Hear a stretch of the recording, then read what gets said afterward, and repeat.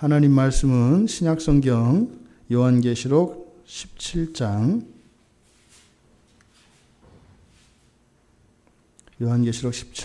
4절 말씀입니다.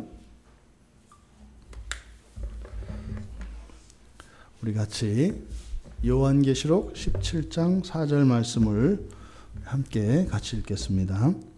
그 여자는 자줏빛과 붉은빛 옷을 입고 금과 보석과 진주로 꾸미고 손에 금잔을 가졌는데 가증한 물건과 그의 음행에 더러운 것들이 가득하더라. 아멘. 음행으로 얻은 것들이라고 설교 제목을 정했습니다. 지금 우리가 17장에서 보고 있는 심판의 대상이 될 이 큰 음녀, 이것을 타락한 교회로 우리는 이해하고 있습니다. 그래서 교회 자체를 없앤다는 것이 아니라 그 교회 안에 있는 그 부패한 것들, 썩은 것들, 잘못된 것들, 이것들에 대해서 하나님께서 정결케 하시는 그 이야기가 바로 17장의 음녀 심판 이야기다. 그런 문맥에서 우리가 교회가 어떻게 타락하며 타락한 교회의 모습은 어떠한 것인지 우리들이 보고 있습니다. 그것은 단지 우리들이 그냥 막연하게 이야기하는 요즘에 우리 교회가 또 어떤 교회가 이러이러하더라라고 하는 그것이 아니라 사실은 우리 성도들 한 사람 한 사람 자기 자신에게 적용해야 할 것입니다. 우리가 이런저런 핑계로 우리 안에 있는 온전치 못한 신앙에 이런 불순물들이 있는 것을 이런저런 핑계와 구실로 인해서 어쩔 수 없는 것이다 라고 하는 이런 안일한 자세를 가지려고 하는 것에 대해서 성경은 우리들에게 경종을 울려주는 것입니다.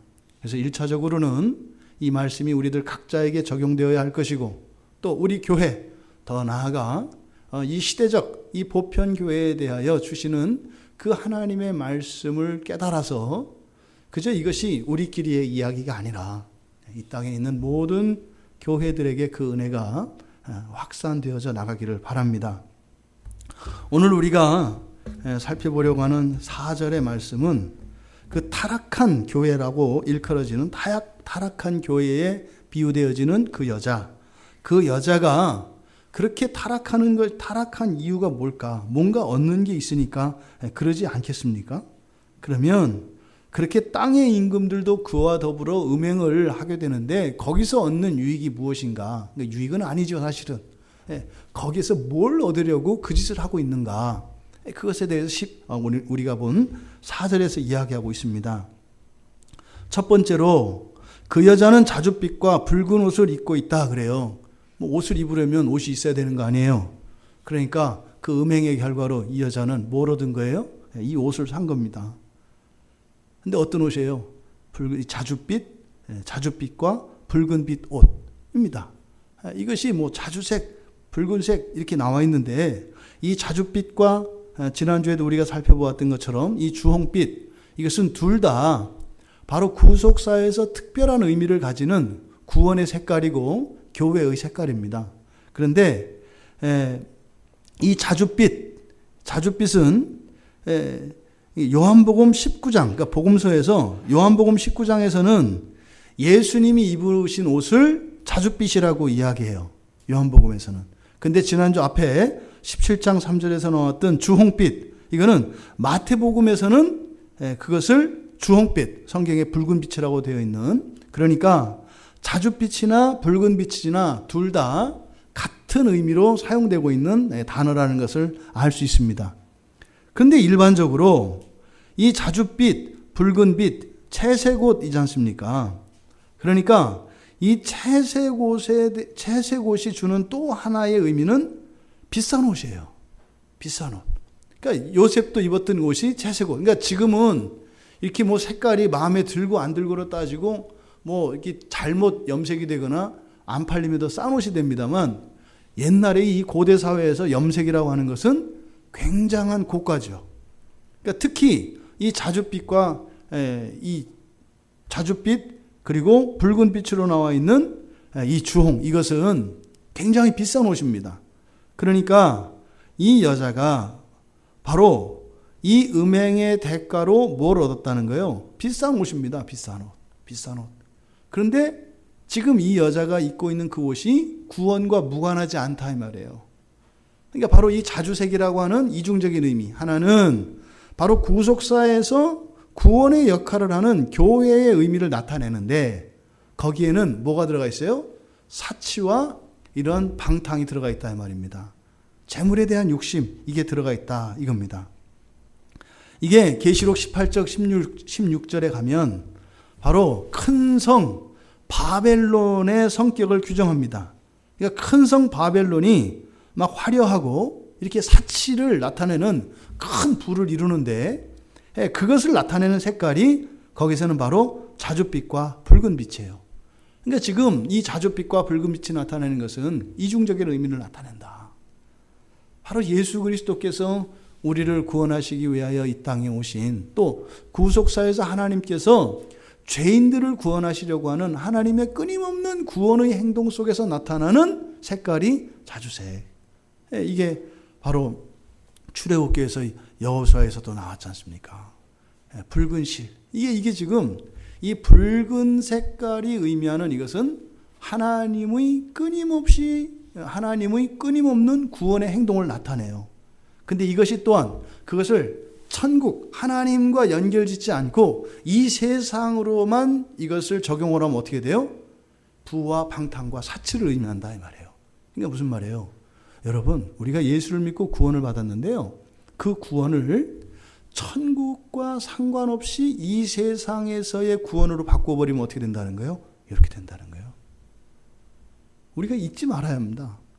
왜 교회들이 그렇게 방탕하고 어떻게 타락하고 잘못돼요? 하나님 나라를 잊어버려요. 그러니까 그저 이 세상이 우리가 살 영원한 세상인 것처럼 생각하면 하나님께서 독생자 예수 그리스도를 통하여 이루신 그 구원이 오히려 우리를 어떻게 한다고요? 타락시킨다 이 말이에요. 이것은 종종 우리가 어떤 한 사람이 감당할 수 없는 어떤 부와 권력이 주어졌을 때 일어나는 현상들을 봐요. 똑같은 겁니다. 그러니까 이 세상에서 감당할 수 있는 게 아니에요. 예수 그리스도께서 주시는 구원은 그저 이 세상 사는데 도움이나 받는 이런 게 아니라니까요. 능가하는 겁니다. 그러니까 구원하고도 남죠. 남는 그것이 뭐로 가요? 죄로 간다 이 말입니다. 그러니까 지금 그 여자가 이 자줏빛 붉은 옷을 입었다라고 하는 것이 뭐예요? 하나님이 주신 그 구원을 영원한 하나님 나라 저 천성을 향하여 살아가는 것이 아니라 그 구원을 가지고 단지 이 세상을 살려고 할 때 그것을 여기서 뭐라고 하는 거예요? 자줏빛과 붉은빛 옷이라고 이야기를 하는 거예요. 그러니까 이것은 무슨 옷을 사거나 뭐 이런 뭐 사치 뭐 돈마시 이런 것이 아니라 이것이 의미하는 바는 뭐예요? 하나님이 여러분을 구원하셨습니다. 예수님이 저 대신 죽으셨어요. 저는 믿습니다. 좀 그래서 하나님을 사랑해요. 제가 하나님 사랑하는 이유는 그겁니다. 제가 뭐라고 제 과거 속에서 있었던 제 생각 속에 있는 그리고 지금도 예수를 믿고 목사가 되고 하나님 말씀을 이렇게 은혜를 받으면서 그 말씀을 따라 살겠다고 결단하면서도 또 반복하는 이런 실수, 이런 죄악들을 하시면서도 저를 구원하셨어요. 어떻게 그 하나님을 사랑하지 않을 수가 있어요? 나도 나를 못 사랑하겠는데 이런 나를 그렇게 사랑하셔서 나를 구원하셨는데 어떻게 내가 안 사랑하겠어요? 전 하나님 사랑해요. 그래서 사랑해요. 이 세상에 예수 믿는 사람 치고 하나님 사랑하지 않는 사람이 어디 있겠어요? 그런데 여기서 말하는 자줏빛과 붉은 옷을 입었다라고 하는 것은 뭐예요? 그걸 가지고 마음을 반토막 내서 반만 하나님 사랑하고 반은 딴 거 사랑한다는 거예요. 이 세상을 사랑한다는 거예요. 이것이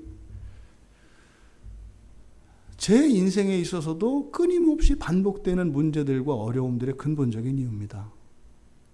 이 자줏빛, 붉은빛 옷, 이것이 말이죠.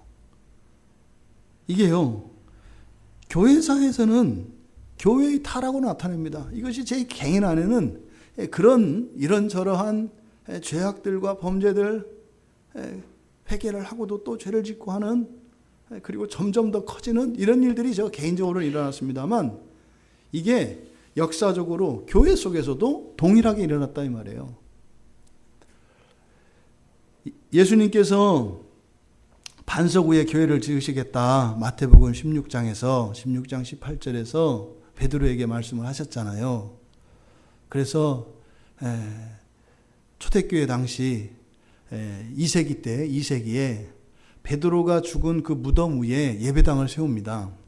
예수님께서 하셨던 말씀을 그렇게 이해를 한 거예요. 그래서 그 베드로 무덤 위에다가 우리 교회보다도 작았을 거예요. 이렇게 저초란 교회를 그냥 예배당을 이렇게 지었다고요. 그러니까 베드로 무덤은 공동묘지 있었습니다. 그래서 공동묘지 가운데 그 예배당이 이렇게 생긴 거예요. 그래서 지금 천주교회, 로마 캐톨릭 교회 안에 무덤이 같이 있죠. 성당은 무덤과 같이 있습니다. 그러니까 맨 처음에 교회가 지어진 풍경이 어떤 풍경이에요? 공동묘지 가운데 이렇게 예배당이 있다고요. 그래서 교회는 무덤 속에 이렇게 들어가 있어요. 그게 이제 초대교회 전형적인 모습이거든요. 그 자리가 지금 이제 로마 바티칸이죠. 교황청이 있는. 그런데 그렇게 무덤들 가운데에서 이렇게 초촐하게 조그마하게 이렇게 소박하게 지어졌던 그 예배당이 본격적으로 어마어마한 규모로 이제 커져요. 그게 이제 중세에 들어와서 역사를 찾아보니까 율리우스 2세가 1505년에 그 성당을 다시 짓는답니다. 근데 이게 시작은 원래는 콘스탄틴, 그러니까 기독교의 모든 타락의 시작은 다 콘스탄티누스 대제예요. 그러니까 역사에서 학교 교과서에서 기독교에 대해서 가르치는 것 중에 굉장히 중요한 역사적 사실, 그리고 시험에도 출제를 잘해요. 그게 뭐냐면 313년에 그 콘스탄티누스 대제가 기독교 공인한 것을 굉장히 중요시 여기거든요. 그러니까 학교에서 사회에서 이렇게 세계사를 배울 때는 굉장히 긍정적인 이미지로 배워요. 그런데 말입니다. 기가 막힌 사건이에요. 교회 역사로 보면은요, 마치 그냥 마약하기 시작한 게 바로 그때예요. 교회가 근본적으로 아주 구조적으로 철저하게, 특히 이 사제들, 목회자들, 이 사제들로부터 해서 모든 성직자들이 철저하게 부패하게 만들었던 그 부패의 시작이 바로 그날이라고요. 마치 상수원에다가 이렇게 독약을 푸는 것과 같았던. 그러니까 교회사에서 그 콘스탄틴이 기독교를 공식과 합법적인 종교로 만들어줬던 그 사건이 가장 치명적인 사건. 지금도 그것에서 못 벗어나고 있는 거예요. 그때 이제 막 세속화가 시작이 되거든요. 콘스탄틴 대제가 사제들한테 권력도 주고 부도 줘요. 거기다가 차별해서 준다고요. 누구한테? 왕한테 잘 보이면 더 넓은 땅과 그리고 더 큰 권력과 부를 줘요. 그리고 조금 뭐 입 바른 소리 하고 그러면 어떻게 해요? 조금 준다고요. 그럼 점점 시간이 가면 어떻게 돼 있어요, 사람들이요? 이제 목사들끼리 만나면 그 얘기 한다니까요. 교인 몇 명이에요? 뭐 이런 얘기 한다고요. 저 예배당은 뭐 월세예요, 전세예요, 자기 건물, 이거를 한다니까요. 이게 여러분 그때 이미 1700년 전에 일어난 게 지금 똑같이 재현되고 있잖아요. 그렇다니까요. 지금 저들 목사님 대부분이요, 처음 만나면 인사가 그거예요. 교인 몇 명이에요? 이거거든요. 근데 오늘 제가 하나 더 배웠어요. 그거보다 더 어려운 말이 있대요. 더 싫은 말이. 몇 년 됐어요. 이게 더 어렵다네요.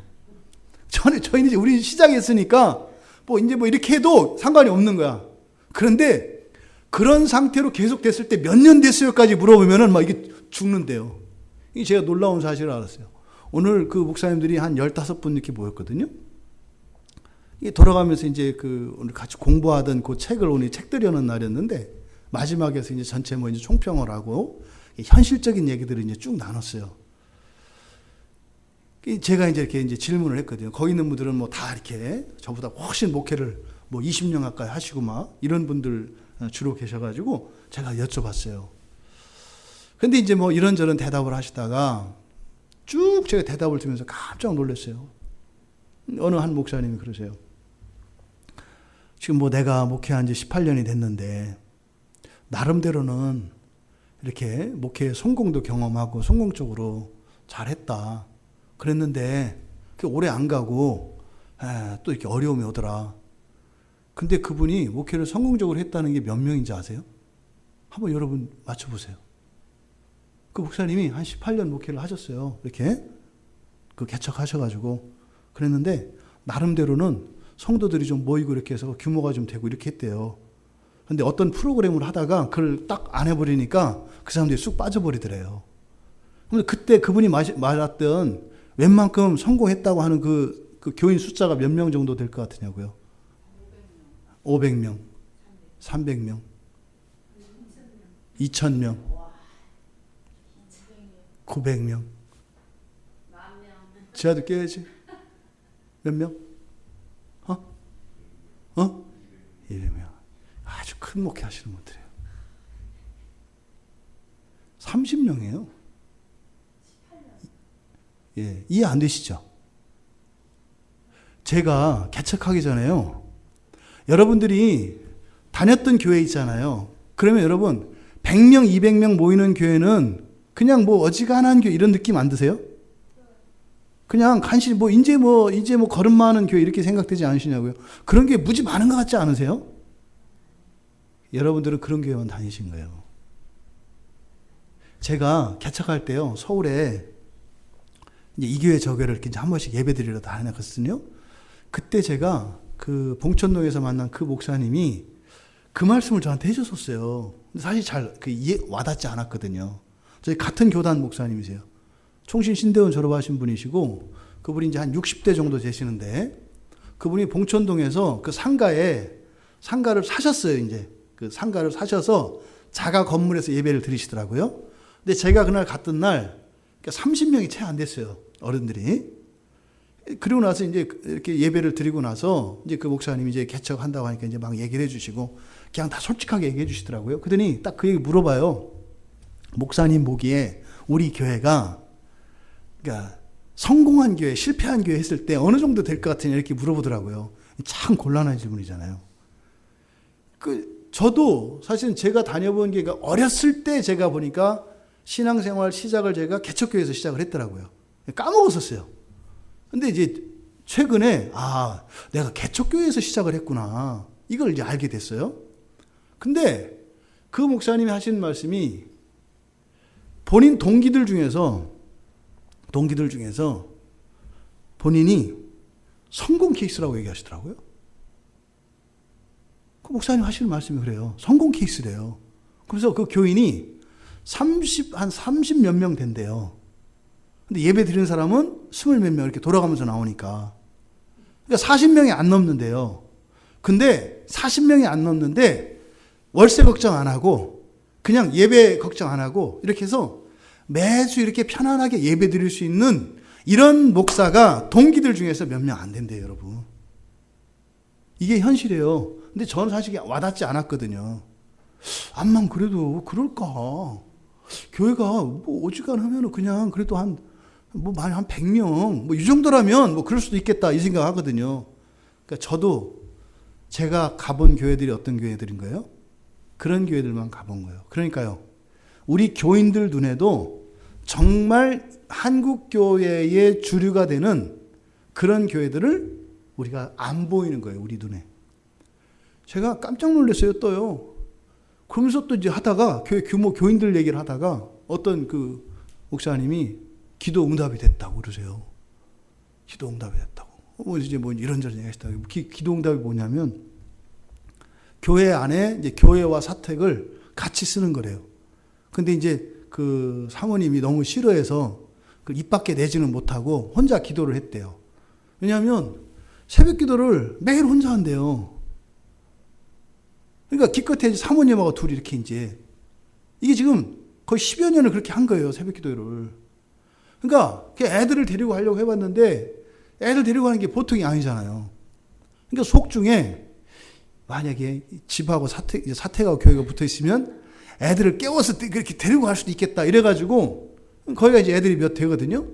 그렇게 하면은 이 새벽 기도만이라도 한 2배, 3배로 부흥이 되겠다 이 생각을 했대요. 그런데 기도 응답이 됐대요, 어쨌든. 그러면서 그때 다른 분들 얘기하시는데요. 수요일, 금요일 새벽에 5명이 안 되던데요?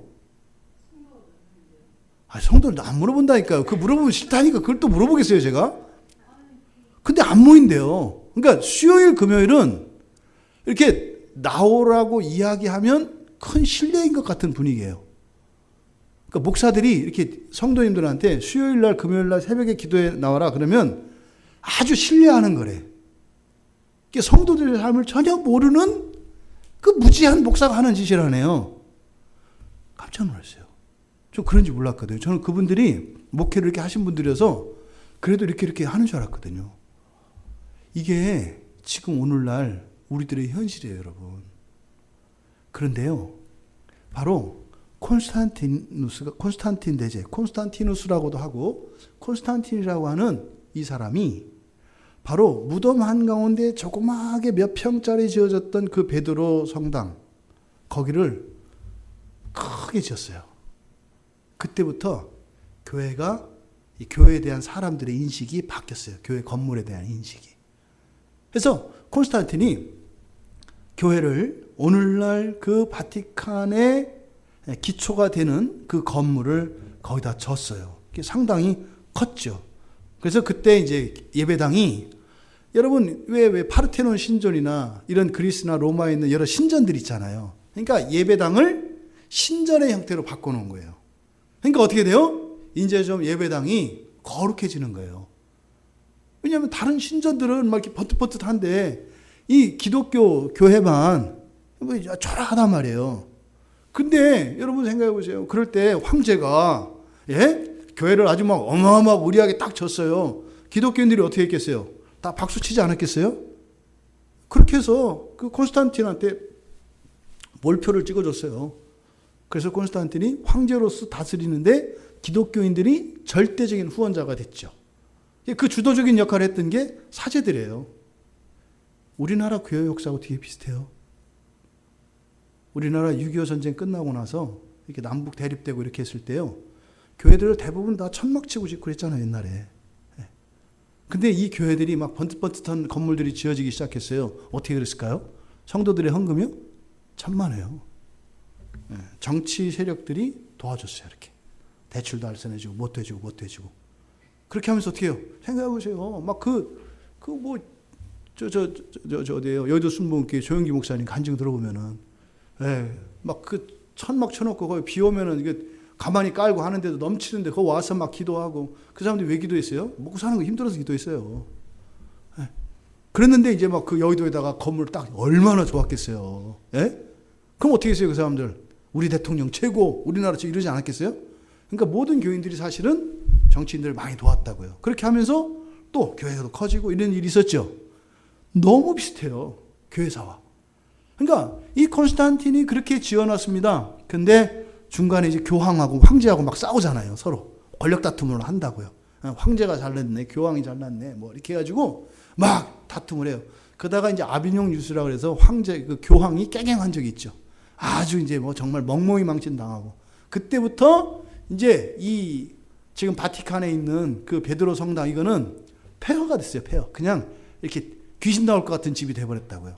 그러다가 이제 아까 말씀드린 율리우스 2세라고 하는 사람이 이제 교황권을 이제 회복시켜야 될 이제 그런 이제 세상이 바뀐 거예요, 이렇게. 그래서 그때 했던 일이 바로 1505년에 브라만테라고 하는 그때 당시 최고의 건축가에게 그 성당을 다시 짓도록 한답니다. 근데 그거를 완성시키는, 근데 이 브라만테라는 사람이 어떤 사람이냐면은 그 사람의 별명이 있어요. 파괴의 건축가예요. 파괴의 건축가. 근데 교회가 파괴의 건축가에 의해서 세워졌어요. 파괴의 건축가에 의해서 어마어마하게. 그래서 이 브라만테라는 사람이 그 바티칸의 베드로 성당을 다시 지을 때 예전에 콘스탄틴이 세웠던 그것도 상당한 규모였는데 그것도 양이 안 차서 싹 밀어버렸어요. 싹 밀어버리고 완전히 판을 새로 짜서 다시 걷어요. 근데 그때 성당을 지을 때 그 고대 유적들, 그리고 오래된 그런 교회들, 거기에 사용된 건축 자재들 있잖아요. 이거를 다 갖다 써요. 너무 비슷하지 않아요? 조그만 교회 건물들 그걸 다 부숴가지고 그 벽돌 이런 걸 쓰기 위해서, 대리석을 쓰기 위해서 그걸 다 부수고 그거를 다 가져다 모아요. 그래서 그걸 가지고 바로 바티칸에 있는 그 베드로 성당을 의뢰하게 짓는 거예요. 그래서 그 성당이 다시 지어지기 위해서 엄청난 고대의 유적지들이 다 부서지고 교회들이 허물어져요. 보세요. 웃기잖아요. 우리나라에 지하철이 생기고 나서 경인선과 경수선을 따라서 있었던 작은 교회들이 싹 없어지거든요. 왜요? 서울에 있는 큰 교회로 다 몰려들었어요. 특히 청년들. 거의 이렇게 뭐 청소기처럼 이 철도 라인을 따라, 지하철 라인을 따라서 그 주변에 있던 작은 교회들은 다 말라버렸어요. 다 빨아먹었거든요. 그래서 큰 교회가 하나 딱 들어오면 어떻게 돼요? 그 주변에 있는 교회들이 싹 없어집니다. 그러니까 그거 따라서 하는 게 대형마트예요. 대형마트 하나 들어오면 어떻게 돼요? 그 동네, 그 도시에 있는 슈퍼가 싹 문 닫잖아요. 이게 옛날부터 있었던 일이라고요. 그러니까 대형교회 하나가 딱 들어오면은요, 중형교회들도 휘청휘청거려요. 다 빨아들이거든요. 그러니까 그때 이 베드로 성당이 다시 지을 때 이 브라만테라고 하는 건축가가 했던 방식이 이런 파괴적 방식이에요. 그래서 이거 하나를 의리하게 짓기 위해서 다른 교회 건물들을 다 부숴서 그 자재들을 갖다가 썼다고요. 근데 우리가 여러분 미켈란젤로 되게 좋아하잖아요, 우리가. 미켈란젤로, 이 브라만테가 죽고 나서 미켈란젤로가 이제 그 다음 후임자가 됐거든요. 그래가지고, 이제 그래도 좀 뭐 바뀌나 보다 이랬어요. 근데 놀랍게 미켈란젤로는 그 브라만테가 했던 그것을 그대로 계승해서 그런 식으로 요거를 마무리해요. 그래서 결국 이제 미켈란젤로 제자가 최종적으로 완성을 하게 되는데, 그게 지금 오늘날 있는 지금 바티칸에 있는 그 교황청의 역사입니다. 이게요, 한 개인에게 있어서 지금 여자가 입고 있는 자줏빛 붉은 옷이라고 하는 것이 교회의 역사 속에서는 교회 건물로 나타나요. 기독교 교회는요, 원래 이렇게 건물이 크거나 웅장하지 않아요. 이거는 다른 이방 신들을 섬기는 신전들이 그런 것이고, 기독교 교회는 그렇지 않아요. 사실은 이거의 전형이 뭐예요? 솔로몬 성전이죠. 솔로몬 성전이 금으로 싹 도배해버리거든요. 그때부터 사실은 여호와 하나님께서 지으라고 했던 그 성전의 원형이 이 세상에 있은 적이 없어요. 다 우리 딴에는 이렇게 하나님 위한다고 거기다 금 바르고 뭐 대리석 세우고 다른 교회 부셔가지고 갖다 붙이고 이렇게 해서요, 어마어마하게 해놓는 거예요. 그리고 어떻게 우리는 하나님 저희들 최선을 다했어요. 저희들 정성이 갸륵하죠. 뭐 이렇게 하는 거예요. 근데 이게 다 하나님이 싫어하는 짓이거든요. 그러니까 교회가 그렇게 지금 교회의 역사 속에서 일어났던 흡수하고 합병하고 막 하는 이런 일들, 이게 지금 자줏빛 붉은 옷, 이게 지금 2000년 전에 이미 예고된 사건이었단 말이에요. 근데 성경에 써 있는데 이걸 못 알아듣는 거예요. 그러니까 그 브라만테라고 하는 파괴의 건축가라고 하는 그 사람이 베드로 성당을 지었던 방식으로 지금도 교회들이 그렇게 확장시키고 그렇게 세워가고 있어요. 이게 얼마나 통탄할 얘기야. 이게 바로 사도 요한이 이야기했던 자줏빛 붉은 옷이다 이 말이에요. 오늘날 보세요. 교회 안에 아직도 너무나 가난해서 정말 아이들 병원비에 학비에 먹고 사는 거 이런 사람들이 얼마나 많아요. 근데 교회의 편의시설, 성도들을 이렇게 잘 편하게 예배드리고 안락한 예배 공간을 만든다고 수천억을 들여요. 그 긍정의 힘이라고 하는 조엘 오스틴, 그 사람이 교회를 지었을 때가 2004년인가 2005년인가 그래요. 그때 제가 2006년에 그 사람에 대해서 이제 처음 알게 됐는데 제가 깜짝 놀랐거든요. 기절초풍하는 줄 알았어요. 그때 그 조엘 오스틴이라는 사람이 휴스턴 농구 그 체육관, 여기로 말하면 안양체육관 여기를 산 거예요. 뭐 사긴 뭐 샀겠어요. 은행 대출 받아가지고 했겠지. 이자 갚는 식으로 해가지고. 근데 그때 사가지고 교회로 바꾸는데 리모델링 했던 비용이 그때 2005년으로 제가 기억을 해요. 그때 화폐로, 그때 돈으로 1,000억이었어요. 1,000억. 십몇 년 전에 1,000억을 들여서 예배당을 바꿨어요. 그 시설을 하는데. 거기가 그때 당시에는요, 관광지였어요. 관광지. 왜냐면 거기가 그 찬양팀, 뭐 찬양팀이 아니라 밴드죠. 밴드가 농구장이니까 이렇게 높잖아요. 위에서 내려와요. 구름 타고 내려오는 것처럼 위에서부터 빰빰빰빰 하면서 이렇게 쫙 내려와요. 이렇게 있으면. 그럼 막 성가에 딱 내려오면 성도 그 예배 온 사람들 어떻게 해요? 막 환호하는 거예요. 그때 그냥 하는 게 아니죠. 또 이렇게 거룩해야 되잖아. 할렐루야! 뭐 이러면서 이제 그러면 위에서 밴드가 쫙 내려와요. 번쩍번쩍 쌓이게 하고요. 제가 그걸 듣고 전도사 때요. 제가 막 이렇게 기미 났어요. 와, 1,000억이면 아프리카에 교회 싹 덮을 수 있어요. 그때 당시에 교회를 짓는 데 들어가는 돈이 보통 500만 원 내외였어요. 이런 데 들어가면. 야, 근데 가관은 그 예배당에서 예배 드리는데 비용이 얼마인지 아세요? 그때 돈 $200였어요, $200. 지금으로 하면 뭐 한 25만 원이잖아요. 25만 원에서 입장료가. 예배당 입장료가 25만 원이에요. 근데 그 헌금이지, 말은. 근데 그 입장료가 있잖아요. 인터넷 경매 사이트에 올라요. 그래가지고, 우리도 그렇게 해야 되나? 예배 참석권이에요, 말하자면. 예배 자석이 있으니까 예배 참석권이 인터넷 사이트에 딱 올라요. 그럼 그 영화표 이렇게 예약하듯이 인터넷으로 사람들이 들어와가지고 뭐 R석, A석, S석 이렇게 해가지고 거기를 예약하고 온라인으로 입금시켜요. 이제 헌금이에요, 명목은. 그러니까 헌금이니까 세금도 없잖아요, 그죠? 그 사람이 원래 장사하던 사람이거든요. 경영가예요, 경영가. 세상에 장사도 이런 장사가 없는 거예요. 세금 안 내지. 거기다가 또 막 있어 대출 뭐 해야 거기다 또 이렇게 폼나잖아요. 또 명예도 있잖아요. 목사라고. 가지고 거기가 미국 전역에서요 예배 드리러 비행기 타러 와요. 마치 롯데월드 오듯. 그래가지고 표 보여주고 들어갔다니까요.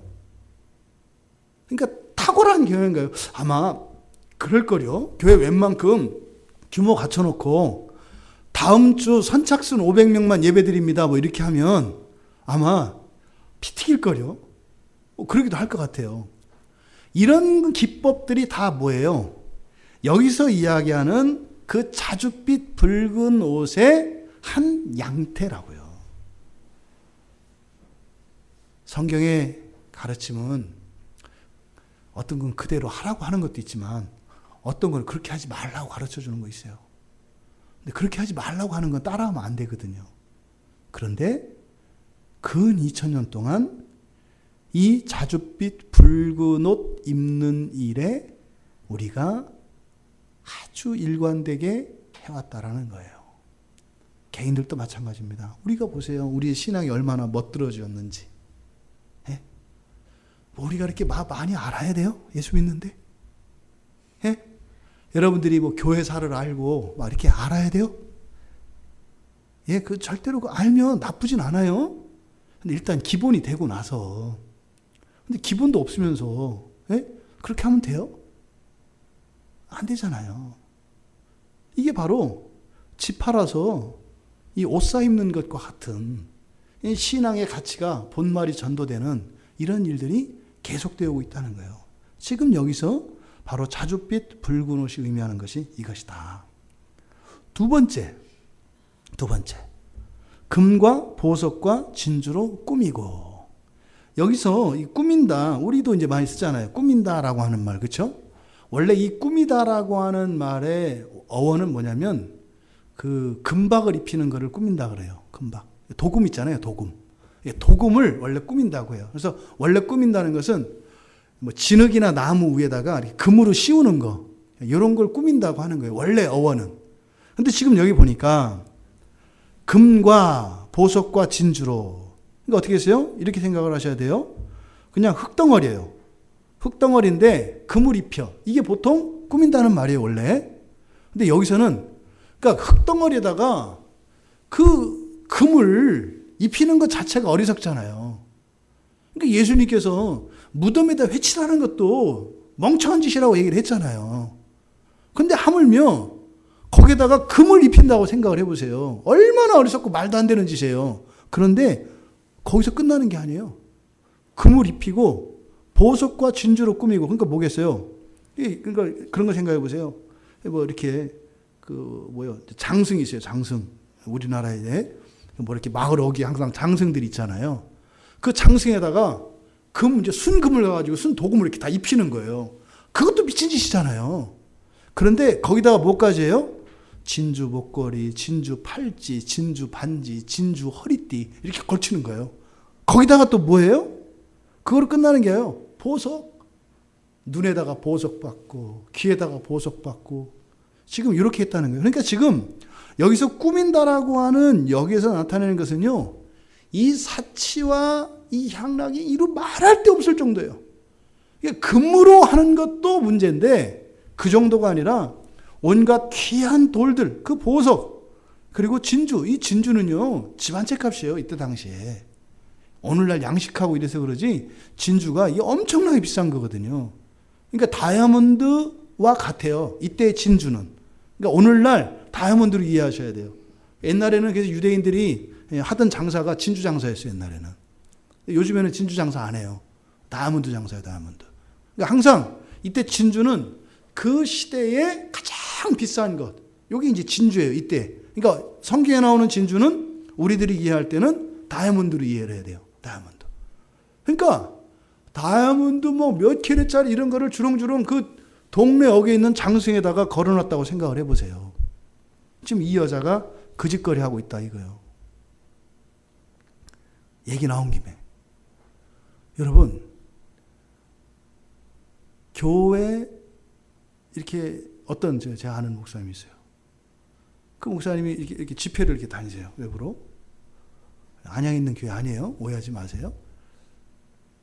그 되게 이제 유명하게 이제 사람들이 굉장히 좋아하는 목사님이에요. 아주 겸손하고 막 이래요.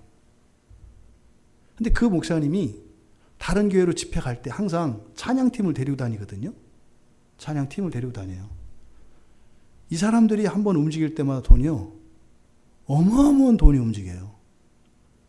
왜냐하면 이 장비들과 이 그 찬양하는 사람들이 보통 사람들이 아니에요. 보통 장비들이 아니거든요.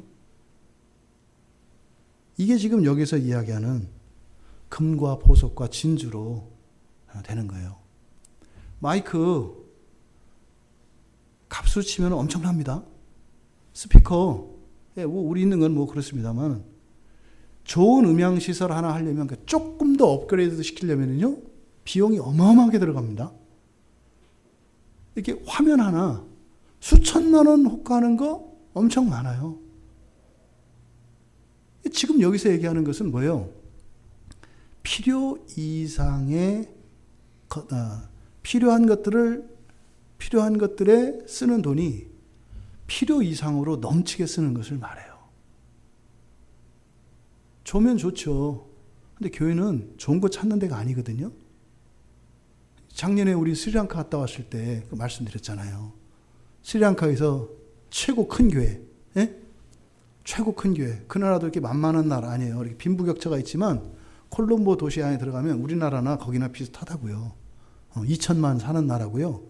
거기도 제일 큰 교회가 있어요. 콜롬보에. 거기 부자, 우리나라들 부자 못지 않아요. 엄청난 부자들 많아요. 교인들, 국회의원, 뭐 장관들 많아요. 거기. 엄청 많아요. 부자들. 근데 있지 않습니까? 그 예배당을 가고 제가 깜짝 놀랐어요. 녹슨 의자를 쓰고 있어요. 우리나라 저 민방위 교육장 지금 우리나라는 쓰지도 않아요. 옛날에 그냥 그 민방위 접었다 폈다 하는 거 있잖아요. 사무실, 동사무소, 옛날 동사무소 있던 그런 의자. 그게 그 예배당의 의자로 쓰이고 있더라니까요. 저는 그게 교회가 맞다고 봐요. 그 나라에서 그 헌금 막 하고 할 텐데 뭐 할까요? 교회 건물에 이렇게 싸바르지 않는 거예요. 뭐 하겠어요, 보나마나. 사람 살리는 데 쓰지 않겠어요? 구제하고 고아들 돕고 이런 데 쓰지 않겠어요? 제가 마음이 숙연해지더라고요. 최고 큰 교회라 그래서 처음에는 규모를 보고 사실은 딱 보고 와 했어요.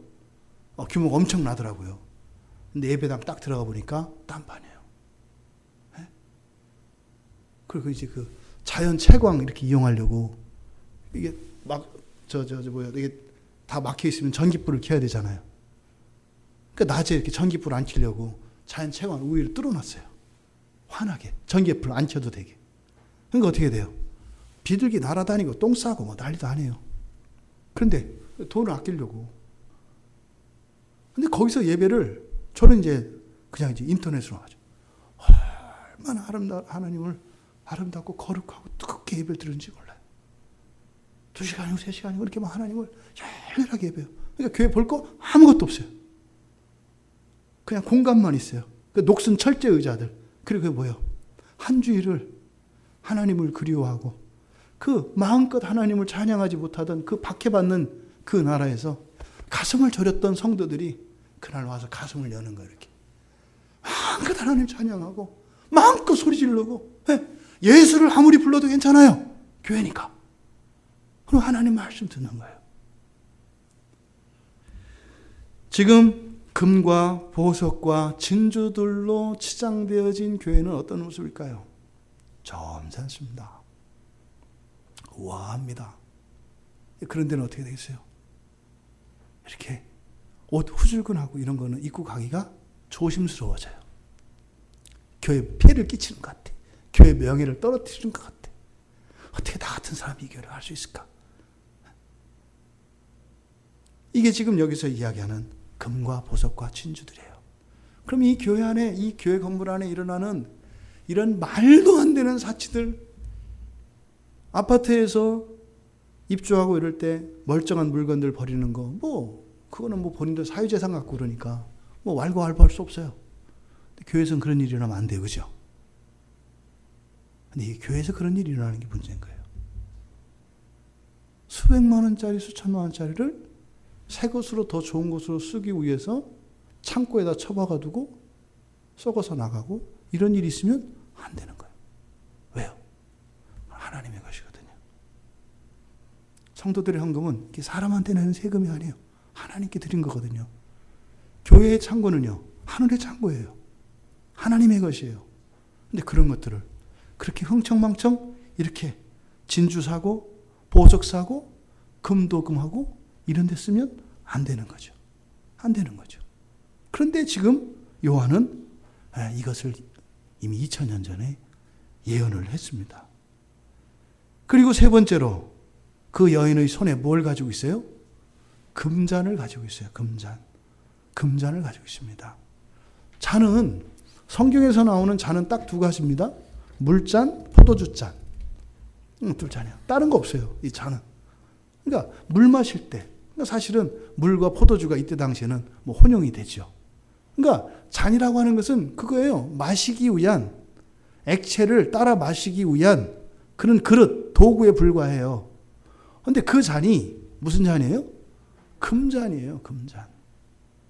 이때 당시에 주로 사용하는 이 잔은 그 지역이, 팔레스타인 지역이 석회암이 많잖아요. 석회암이. 그러니까 이렇게 조각하기가 쉽다고요. 이게 주로 돌로 다 만들어져 있습니다. 그릇들이. 대부분 돌이에요. 나무는 훨씬 더 귀해요. 나무로 만든 이거는 비싸요. 훨씬 더 고급이에요. 근데 이 대리석 같은, 그러니까 석회암이죠. 그죠? 대리석까지는 아니더라도 이렇게 경화되지 않은, 그러니까 좀 부드러운 그런 돌들을 가지고 그릇을 주로 만들어요. 그러니까 이제 물 항아리든 대접이든 이런 게 주로 돌그릇을 씁니다. 그런데 그것을 금으로 한다. 밥그릇도 아니고 물잔을 금으로 만들었다. 이건 뭐예요? 사치의 극치죠. 사치의 극치예요. 그러니까 그런 금잔에다가 물을 따라 마시려니 금잔이 아깝지 않겠어요? 예? 그러니까 거기다 뭐 하겠어요? 그냥은 못 마시겠는 거예요. 왜? 금잔이 너무 아까워서. 예? 그러니까 어떻게 해요? 격에 맞춰서 거기다 이제 독약 타서 먹는 거예요. 독약 타서. 금잔의 격에 맞게 독약을 타서 먹는 거예요. 그런 거예요, 원래 사람이. 그러니까 뒤에 이제 내용을 보면 그 금잔은 어떤 잔이냐 이렇게 이제 설명을 해요. 근데 그 잔 안에 가득 차 있는 것들이, 그러니까 그 금잔에는 뭐가 차 있다? 가증한 물건과 음행의 더러운 것들이라고 되어 있어요. 그러니까 금잔도 가지고 있겠고, 그러면 금잔을 채울 그 안에 내용물도 가지고 있는 거잖아요. 이게 지금 다 음행의 결과로 지금 얻는 거예요. 금잔을 얻습니다. 그럼 또 이 금잔으로 마시는 그것이 바로 가증한 물건과 음행의 더러운 것이래요. 여기서 가증하다, 그러니까 물건 그랬으니까 이게 좀 어감이 좀 틀린데, 그냥 가증한 것, 뭐 가증한 주스 뭐 이렇게 하셔야 돼요. 왜? 그럼 잔 안에 들어가 있는 거니까. 물건이 아니라 그냥 어떤 액체 이런 거예요. 근데 가증한 것이라고 할 때 이 가증하다 이게 성경에 몇 번 쓰이지 않습니다. 이 단어가. 근데 누가복음에서 예수님께서 요 단어를 쓰세요. 그러니까 누가복음 16장 15절에 보면 이렇게 말씀하세요. 예수께서 이르시되 너희는 사람 앞에서, 이때 너희는 바리새인들입니다. 바리새인들. 너희는 사람 앞에서 스스로 옳다 하는 자들이나 너희 마음을 하나님께서 아시나니 사람 중에 높임을 받는 그것은 하나님 앞에서 미움을 받는 것이니라 할 때 이 미움을 받는, 그래서 미움을 받는 요게 얘기한 가증한이라는 뜻이에요. 그러니까 이 가증하다라고 하는 이 단어가 가지고 있는 사전적인 의미는요, 진절머리 난다는 거예요. 진절머리 난다는 거예요. 아주 징글징글하다. 이런 의미를 가지고 있는 단어예요. 그러니까 예수님께서 가증하다, 그러니까 하나님 앞에서 그렇게 하는 건 가증하다라고 얘기했던 그 바리새인들, 이 바리새인들이 누구냐면 그 누가복음 16장의 문맥은 뭐냐면요, 바리새인들이 바로 그 앞에 보면 그들이 돈 사랑하는 것을 아시고, 돈 얘기해요. 바리새인들이 거룩한 척 하잖아요. 하나님 말씀 율법 얘기하고 하나님 말씀 얘기하잖아요. 근데 그들 마음속에요, 돈을 사랑하는 마음이 있대요. 돈을 사랑하는 마음이. 그렇게 하면서 돈을 사랑하는 그 마음을 가지고 사람들 앞에서 말씀을 가지고 폼 잡아요. 그러니까 사람들 앞에서 말씀을 가지고 폼 잡을 때는 뒤에는 뭐가, 어떤 생각이 있겠어요? 돈이 얼마나 벌릴까 이 생각을 한다는 거예요. 이게 하나님이 보실 때 가증하대요. 지난번에도 말씀드렸죠. 제가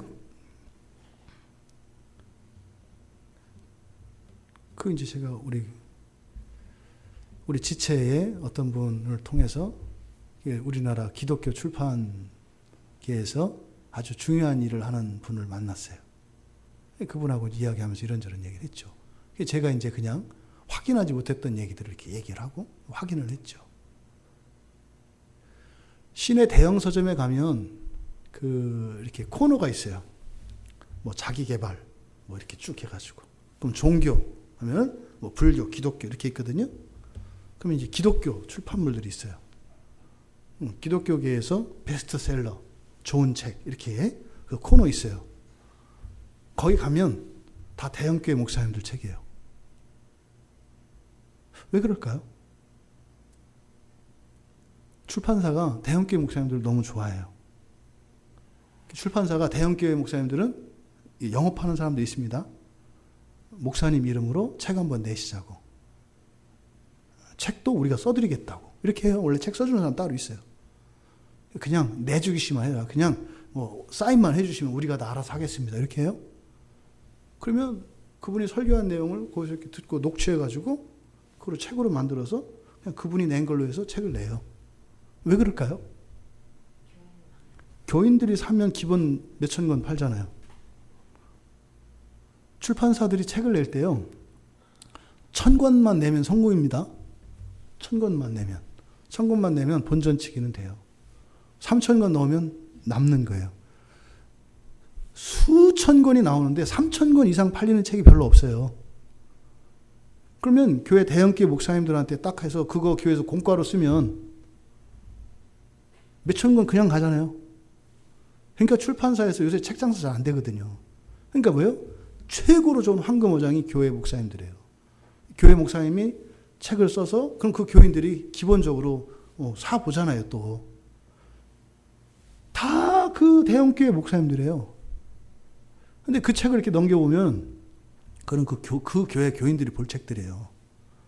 이 불신자들이 봐야 될 이유도 없고 그거 봐도 별 재미없어. 불신자들이 보면 그 책은 그냥 교회에서 인쇄소 시켜가지고 찍어서 교인 쓰면 돼요. 그럼 책값이 3분의 1밖에 안 되거든요. 10,000원짜리 팔면 3,000원이면 떡쳐요. 3,000원이면. 그러면 7,000원 가지고 차라리 그거 가지고 구제하고 뭐 선교하고 이러면 되지 않겠어요? 따로 안 해도 된다니까요. 그것만 아껴도. 근데 왜 그런 멀쩡한 출판사에다 가 출판을 해서 출판비 내고 세금 내고 인지료 내고 왜 그러냐 이 말이에요. 정말 좋은 책이 필요해요, 우리나라에.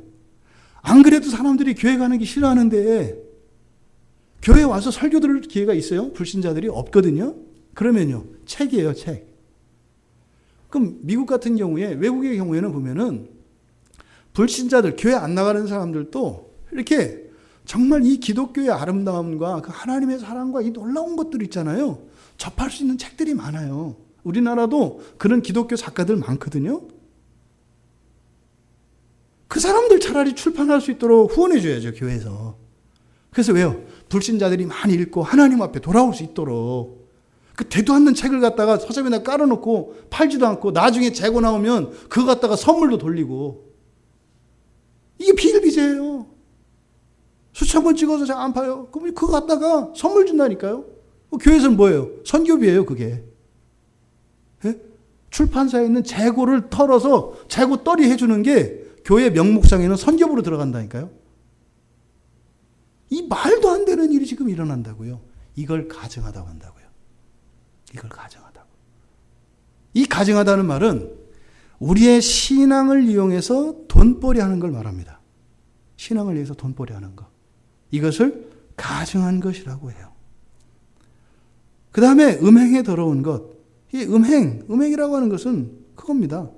순수함이, 정결이 깨진 거니까. 순수함이 깨진 거예요. 순수함이 왜 깨져요? 섞이면.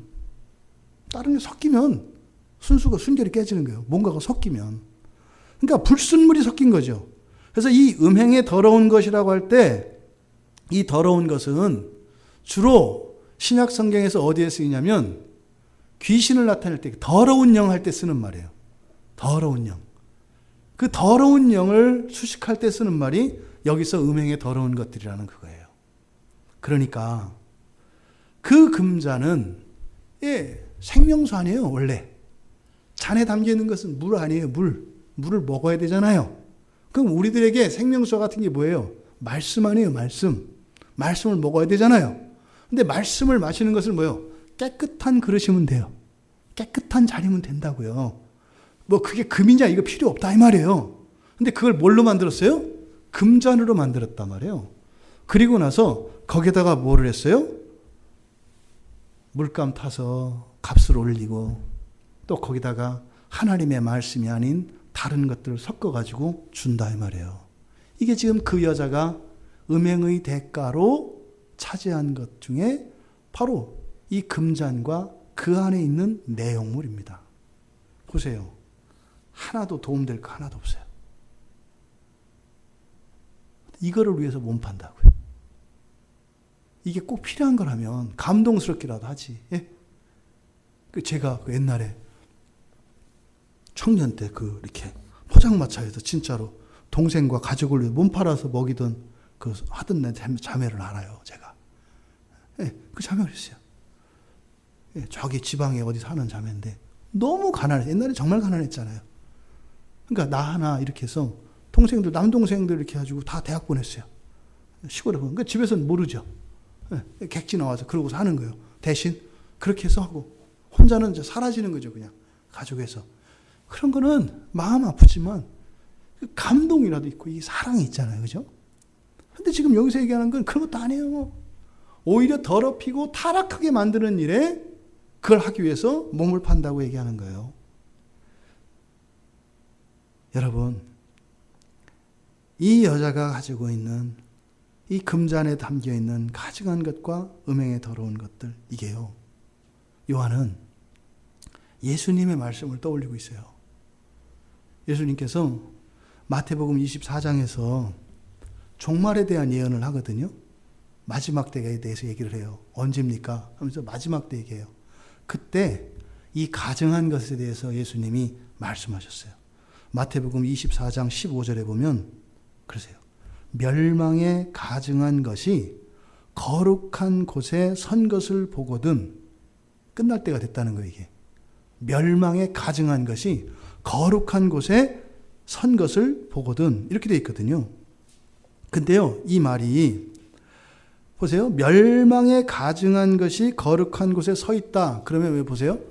무엇이 어디 위에 서 있다 할 때 어디 위에라고 하겠어요? 어디 안에라고 하겠어요?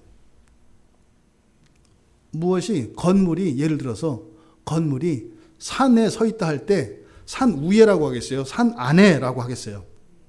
원래 위에라고 해요. 위에. 그죠? 그러니까 뭐가 서 있다 할 때는 그 위에 서 있다 한다 이 말이에요. 우리가 땅을 밟고 서 있으면 땅 위에 서 있어요? 땅 안에 있어요? 땅 위에 있잖아요. 그래서 일반적으로 어디 위에 섰다 그럴 때는 위에라고 이렇게 얘기를 해요.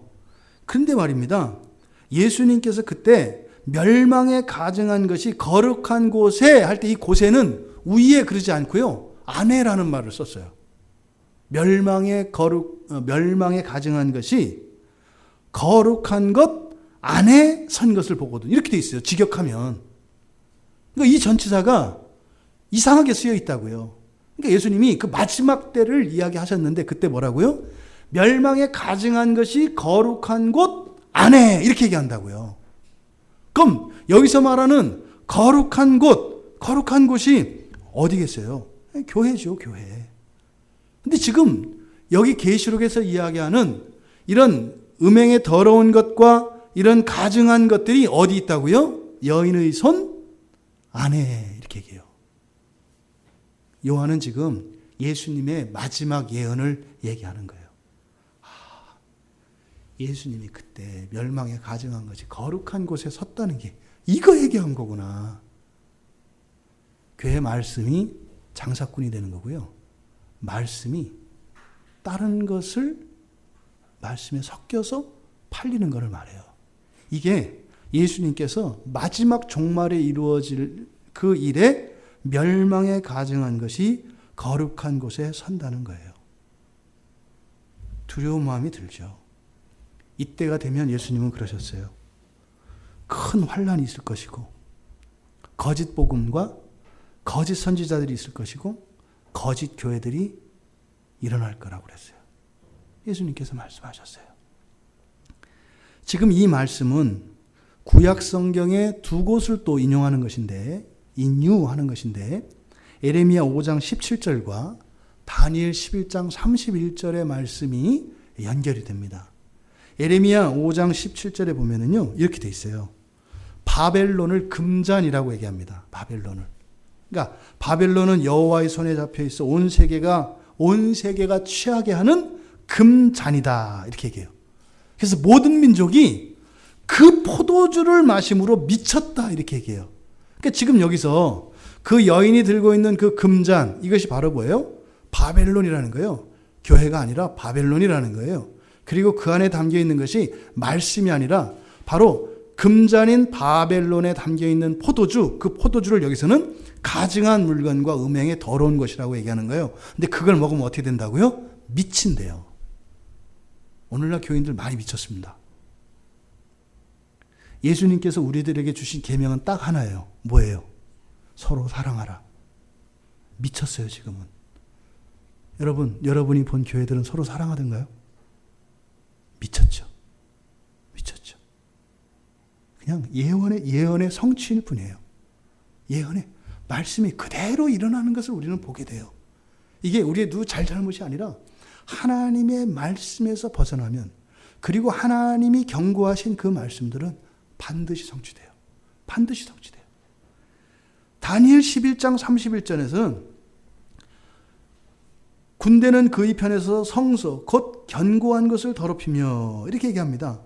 여기서 견고한 곳, 견고하다라고 하는 이 말이 어디냐면 지성소를 의미해요. 지성소. 견고한 것. 그러니까 성소거든요. 성소가 곧 어디예요? 교회입니다. 근데 여러분, 이 지성소는 오늘날 어디예요? 지성소가 어디예요? 구약에서는 성전에서 성전 마당 그리고 성소 그리고 그 안에가 지성소예요. 하나님의 영광이 임재하는 곳. 바로 그 언약궤 그 위에 시은소. 그 케루빔 천사가 둘이 시은소 양쪽 끝에서 이렇게 있고 그 안에 있는 거기가 지성소의 핵심이에요. 그러면 이 지성소, 이 거룩한 곳, 여기가 더럽혀진다고 그랬어요. 그래서 여기에 다니엘도 거기에 가증한 것, 그 지성소를 가증한 것이 거기에 들어온다고 이야기를 해요. 똑같이. 그러면 이 지성소가 오늘날 어디냐 말이에요. 성도들의 마음이에요, 여러분. 여러분들의 마음이에요. 사도 바울이 고린도전서 3장 16절에서 그러잖아요. 너희가 하나님의 성전인 것을. 성전도 어디예요? 그럼 성전할 때는 성소, 지성소가 다 포함되잖아요. 근데 지성소는 어디예요? 성령이 임하는 것이에요. 그래서 너희가 성전인 것과 하나님의 성령이 계시는 곳이 너희들의 마음인 것. 그러니까 지성소가 어디예요? 성도들의 마음이에요. 여러분들의 마음이 지성소라고요. 그러니까 외형적인 교회가 이렇게 벅적벅적 한다 할지라도 우리들 성도 한 사람이 우리의 마음을 지키면 어떻게 해요? 이렇게 타락한 교회일지라도 하나님이 지키시는 거예요. 그래서 지금 교회들이 멀쩡히 있는 거예요. 지상에 있는 그렇게 타락한 교회들이 말도 안 되는 수천억을 들여서 리모델링하고 하는 이건 죄악이에요. 더러운 것들이라니까요. 그거는요, 보석이고요, 진주고요, 그렇게 치장하는 거라니까요. 금박을 바른 거라니까요. 그런데요, 왜 멀쩡히 있어요? 지성소가 그 안에서 울고 있는 한 성도의 마음이기 때문에 그래요. 그 지성소가 더럽혀지지 않는 한 그런 불결이 깨끗게 될 것을 소망하면서 기다리고 있어요. 누가 누구를 위해서 있는가? 우리의 생각과 정반대예요. 큰 것이 작은 것을 위하여, 부하인 것이 가난한 것을 위하여 있는 것이 아니라 순결한 것이 크고 화려한 것들을 위하여 있다라고 하는 것을 우리에게 가르쳐 주십니다. 사도 바울이 로마서 1장 28절에서 그러잖아요. 마음에 하나님 두기를 싫어한다고. 바로 이거예요. 우리의 마음이 하나님 두기를 기뻐하고 우리의 마음속에 이런 가증한 것들과 음행의 더러운 것들이 없어진다면 여러분 한 분 때문에 우리 교회가, 이 한국 교회가 소망이 있다는 거예요. 이것이 하나님이 이 세상을 구원하시는 구원의 참된 도리인 줄 믿습니다. 마태복음 20장 30절 31절에서 예수님이 그때에 인자의 징조가 하늘에서 보이겠고 그때에 땅의 모든 족속들이 통곡하고 그들이 인자가 구름을 타고 능력과 큰 영광으로 오는 것을 볼 것이다.